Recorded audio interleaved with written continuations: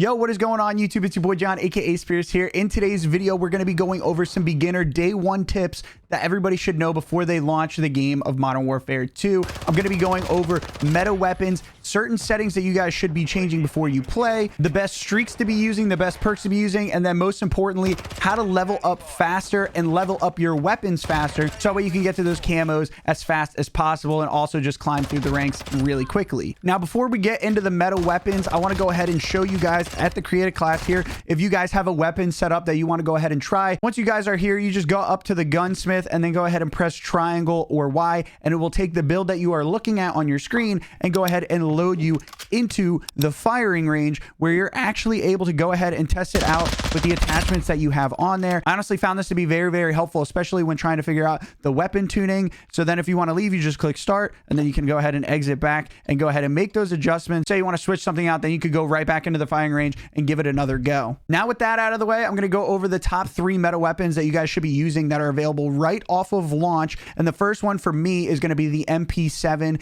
This weapon is obviously my favorite as of right now. It is the first one that I got gold. It did take me around 3 hours to get gold if anybody's looking for a generalized time of how long it's going to take you. But with the MP7, it's very, very fast and it has a great ADS and sprint to fire, because that seems to be the issue that I'm running into in this game the most, is that, you know, you're running around and then the weapon takes a long time to come down, resulting in a player that is pre-aiming you or maybe is sitting further back and you didn't see them. They're just able to take you out really easily. So that's why I recommend using the MP7. It is kind of a very well-rounded weapon. All in all, it has surprisingly good range, so highly recommend you guys use this. On the AR side of things, I really recommend that you guys go ahead and use the M4. This is obviously the default base assault rifle that you're going to have. With that being said, you don't unlock a new assault rifle until you're level 19, and that's going to be the SCAR, also known as the TAC-56. I did like the TAC-56 a lot in the beta, so I'm excited to use that, but the M4, you will be getting beamed by that quite a bit. I found with the SMGs, and specifically playing 6v6, I felt more of an advantage by using SMGs over ARs, but if you're going to use ARs, there is only one option, and it's the M4, and there's a good reason to use it, because once you level that up, then you get access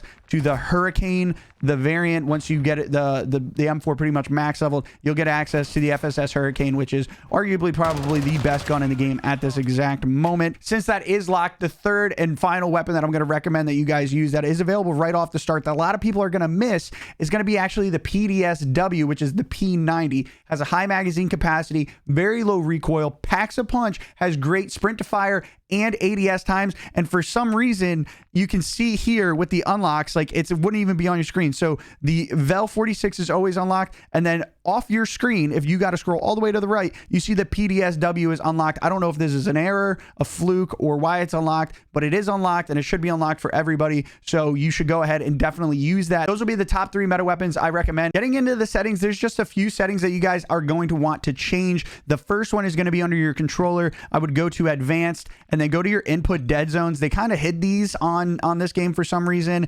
Obviously, you might miss it, you might not. In case you did, definitely go back and adjust those to whatever you like. The next setting that you're going to want to look at is going to be in the graphics setting. Everybody has FOV now. This is new to a lot of console players. Well, maybe not if you played a lot of Cold War and Vanguard, but if you didn't, FOV is going to be an absolutely huge benefit to you. I recommend toying around with it. You don't have to go fully to 120. A lot of CDL pros and Call of Duty pros, they play it around 105. For me, I play a lot of Warzone. This is what I prefer, is 120. But the 2 settings that you're going to absolutely need to change is going to be changing your field of view to affected, because that's going to help take away a lot of visual recoil. And then Call of Duty actually went an extra step this year and introduced a new setting, which they didn't previously, which is the weapon field of view. And you're going to want to have this set to wide. Basically, you see this in the description, it says the weapon looks smaller, which then means it's zoomed out more. And if the weapon is zoomed out more, that means even less visual recoil. So highly recommend. The weapons in this game definitely have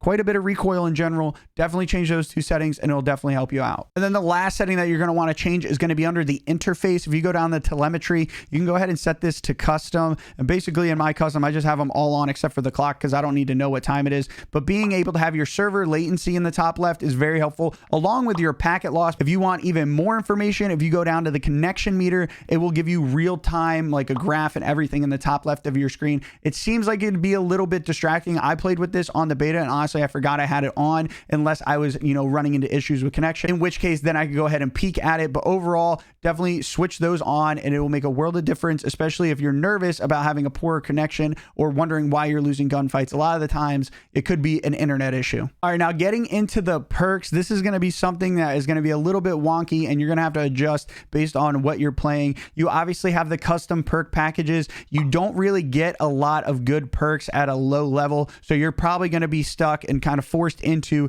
using one of the pre-made packs. I personally think the Phantom pack is the best one to be using. You have Battle Hardened, which doesn't seem like a big deal, but for some reason in this game, people are just hucking flashes, stuns, and freaking snapshots like crazy. I mean, just nonstop all game, because Battle Hardened will not only block that, but then obviously you have Cold Blooded, which is great if somebody gets kill streaks like that. And then obviously you have Ghost, which is, I mean, a no-brainer. Obviously, you have to earn it throughout the match, but if I'm earning perks, I definitely want to earn Ghost, because UAVs are a big deal, and I'll get to that in a minute. I do recommend that you guys use fast hands. It's basically sleight of hand. This is something that not a lot of people are using or have put much thought into, but basically the magazines in this game slow your gun down an astronomical amount. I mean, it's pretty insane. So having on a perk pack or even a custom perk pack that has fast hands really does make a big difference. As you can see, the Deadeye pack will give you access to fast hands instantly if you're not feeling using the Phantom pack. Definitely recommend it, especially if you're running a gun with any of those 3 meta weapons that I was talking about. Not putting on an extended mag and having fast hands will make a world of difference for your ADS and just overall in-game ability. Now getting into the streaks section, the streaks are pretty important, and this is going to go hand in hand with your weapon leveling and just your overall character leveling. So your default kill streaks are going to be UAV, cruise missile, and then the SAE. Obviously, the UAV is a big bonus. It's definitely a good thing to have, but then what I recommend is taking off the second lethal kill streak whenever you unlock counter UAV and throwing that on there. And there is a very specific science to calling in your UAV and your counter UAV.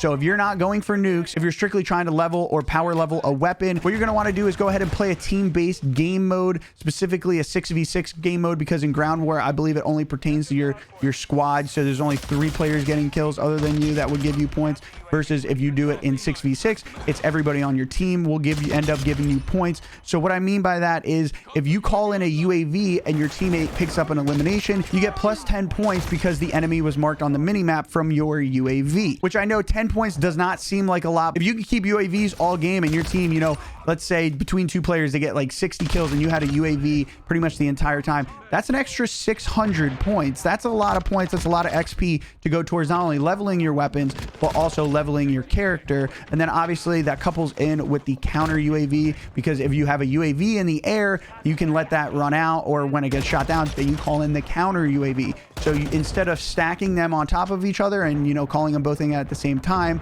if you space them out, you can continuously get the plus 10 points for a longer period of time. And then another tip I have for you guys for leveling and power leveling is basically just playing hardpoint. It seems like a no-brainer, but sitting on the point in hardpoint and picking up eliminations, you get some substantial bonuses from doing that. Just picking up an elimination on the hardpoint, it's already double XP essentially, because you'll get 250 points versus the 125.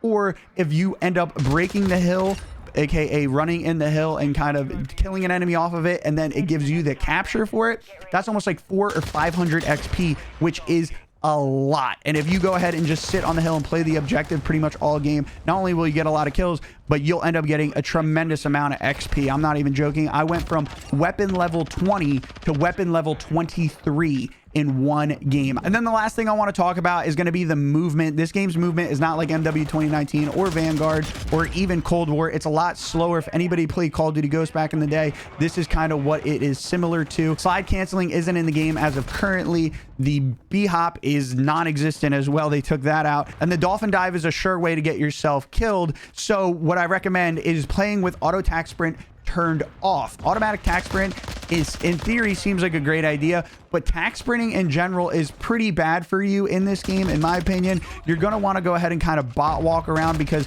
the sprint to fire time is going to be a lot faster. It's going to be an adjustment, but I promise, for my experience, I've only played 5 hours today. I had an absolutely phenomenal time, and the movement, like I said, is different. So just my advice is just play a little bit slower and don't play with automatic tac sprint. And whatever you do not try to slide jump, or dolphin dive, because it will absolutely ruin your sprint fire time. Anyway, I hope you guys enjoyed this video for the day one beginner tips. If you guys have any other beginner tips, please leave them down in the comments section. I'm always looking for new ones to either add to future videos. Not only that, but then other people can go look in the comment section and go ahead and get extra tips. If you guys enjoyed this video, I'd appreciate it if you drop a like. If you guys aren't already subscribed and you want more Modern Warfare 2 content, tip videos, anything like that, or if you found any kind of value in this video, consider subscribing. And without further ado, guys, I'll catch y'all in the next one.